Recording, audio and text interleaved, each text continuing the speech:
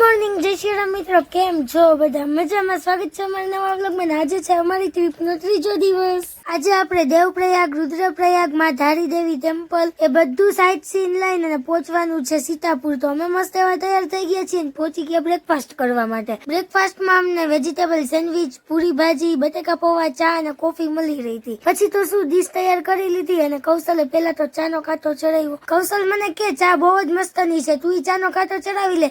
પણ મને અત્યારે એને ચા પીવાનો મૂડ નતો એટલે આપણે કોફી પી લીધી. પછી તો શું ભૂખ લાગી હતી એટલે નાસ્તો ઝપટી લીધો. ફૂલ પેટ અહીંથી થઈ ગયા હતા એટલે રસ્તામાં ઉપાધી નહીં. અમે લોકો હરિદ્વાર થી નીકળી ગયા હતા સીતાપુર જવા માટે. રસ્તામાં તમે વ્યૂ જુઓ, કઈ નો ઘટે, એક નંબર. અમારે બંજી જમ્પિંગ કરવું હતું પણ ટૂર મેનેજરે ના પાડી, કારણ કે અમારે લોકોને છે ને સાંજના 7 થાય ને એ પેલા અમારે સીતાપુર પહોંચવાનું હતું. પછી તો શું વ્યૂ જોતા જોતા એન્જોય કરતા કરતા અમે લોકો જતા હતા અને ફાઇનલી પેલો બ્રિજ આવી ગયો તો. બહુ મસ્ત બ્રિજ છે આ. સાચે હો, એક વખત તમે ઉત્તરાખંડ જઈ આવો ને પછી તમને ઊંચાઈ થી બીક ન લાગે. અમે બંને તો ફૂલ એન્જોય કરતા હતા. લાઈફ જીવી હોય ને તો પૈસા કમાવા જરૂરી છે, નો ડાઉટ, પણ વર્ષમાં એક વખત તો ટ્રીપ કરવી જ જોઈએ. કારણ કે પૈસા તો પાછા કમાઈ લેશું, પરંતુ જે આ ઉંમર છે ને હરવા ફરવાની એ પાછી નહીં આવે. બહાર નીકળીએ ને એટલે કૌશલના નખરા થોડાક વધી જાય. રિયલમાં ઉત્તરાખંડના એક વ્યૂ છે ને એ તમે કોઈ દિવસ ભૂલી ના શકો ને એવા વ્યૂ છે. હું પાછી ઘરે જઈશ ને એટલે નક્કી અઠવાડિયું તો મને ક્યાંય ગમશે જ નહીં, કારણ કે આવો મસ્ત વ્યૂ જોઈને પછી કોઈને ઘરે ગમે ના ગમે. આપણે અહીંથી પેલા જવાનું હતું દેવપ્રયાગ. દેવપ્રયાગ હવે અહીંથી થોડુંક જ છે. ઘડીક વારમાં તો દેવપ્રયાગ આવી પણ ગયું. અહીંયા છે ને ભગીરથી અને અલકનંદા નદીનો સંગમ છે. અહીંયા આપણે 15 મિનિટનો સ્ટોપ હતો. પેલા તો બસમાંથી ઉતરીને અને મસ્ત લીંબુ શરબત પીધું, કારણ કે એનાથી એનર્જી રહે. પછી અમે દેવપ્રયાગ સંગમ જોયો.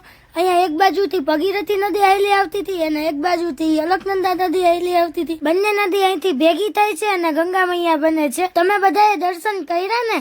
જો કર્યા હોય ને તો હરર ગંગે કોમેન્ટમાં લખવાનું ભૂલતા નહીં અને આ પેજને ફોલો કરતા આવજો, હજી તો કેટલું બધું આવશે. પછી તો શું ત્યાંથી નીકળ્યા ને રસ્તામાં જ બપોર થઈ ગઈ હતી એટલે આપણે જો જમવા માટે એક જગ્યાએ હોટલે ઉભી રાખી હતી. અમે લોકોએ મસ્ત આલુ પરોઠા મગવી લીધા હતા, કારણ કે અહીંયા આલુ પરોઠા જ સારા મળે છે. સારું લ્યો, હવે અમે જમી લઈએ. બપોર પછી પણ ફૂલ એન્જોય કર્યું. કાલના વિડીયોમાં કહીશ. વિડીયો ગમ્યો હોય તો લાઈક, શેર અને સબસ્ક્રાઇબ. Bye bye.